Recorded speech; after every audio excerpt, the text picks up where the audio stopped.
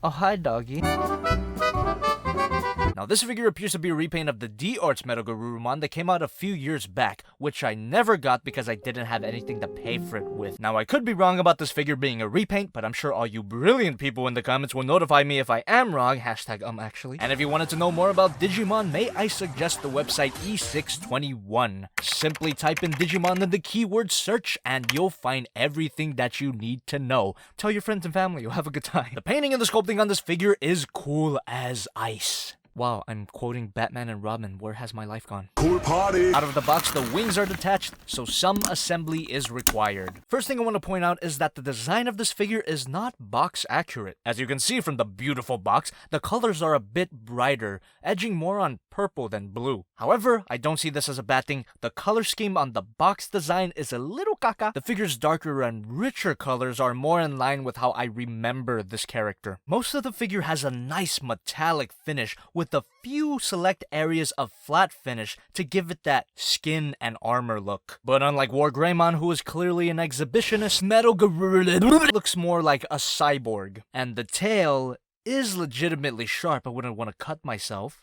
Just kidding. Ah, shit! Now, the top half of the figure has really nice details, but even when you flip the figure over, you can see that he's got thrusters on his feet, Gabumon's belly, and pecs. Those Digimon designers, they really love their pecs. This is why you're on E621. Now, as badass as this guy's design is, I've always been a bit bothered by his big, red honker. I mean, at first you got a cool, edgy mecha design, and then suddenly he's got a silly cartoon face. Not even a real problem. Now, if you open his terrifying mouth, goddess, you can see that there's a little square hole. That hole is for this accessory to plug right in.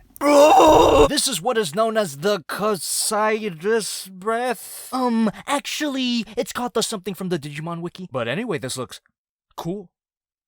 Cool party! All his other accessories are also cool. So you get these wing extensions, simply insert it into the tip, extend these parts so you can give him a parallel wingspan. And you get a pair of wingtips with a sculpted on swooshy effect part. That plugs into the wings the same way, and now it looks like he's sliding at high speed. But if you wanted him to look like he's actually using his wings, you get this sort of cradle piece, which can plug into a not included Bandai Tamashii Act 5 stand, and unfortunately he doesn't clip onto the piece, he just kinda rests there, and you gotta balance it out and make it look fucking awesome! As for the final accessory, you get a missile with a face. And this is what you call the Garuru Tomahawk. Whoa, I actually remembered that one. Actually nothing, alright? Give me a fucking break. It's been forever since I've watched Digimon. The only attacks I really remember are this one and Pepper Breath.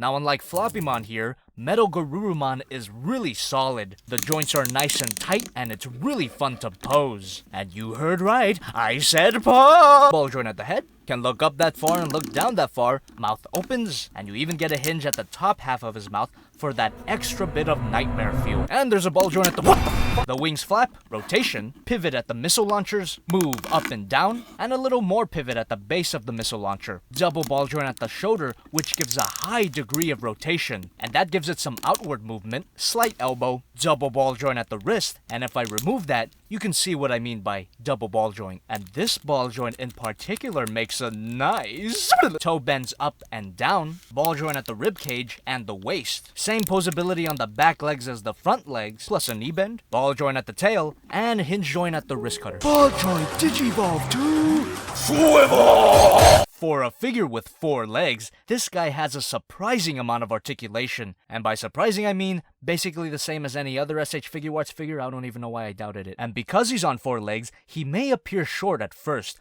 but if you stand him up, you can see that he's quite a big boy. Here's Masterpiece Optimus Prime, Figma Madoka Kaname, SH Monster Arts Godzilla, and of course, the D-Arts Garurumon. It's too bad that I don't have the Transforming Gabumon or the Transforming Garurumon figure to compare this guy with, but I'll probably get him if I find a good auction. Overall, this figure's amazing. I'm actually surprised at myself that I enjoy MetalGarurumon more than Garurumon, because in terms of character and design, I prefer Garurumon. But with that beautiful painting and sculpting, the sturdy and tight joints, not to mention feet that'll give Garurumon a run for his money, this figure is a winner. Now with Garurumon and MetalGarurumon out of the way, we can finally talk about Madoka Magica.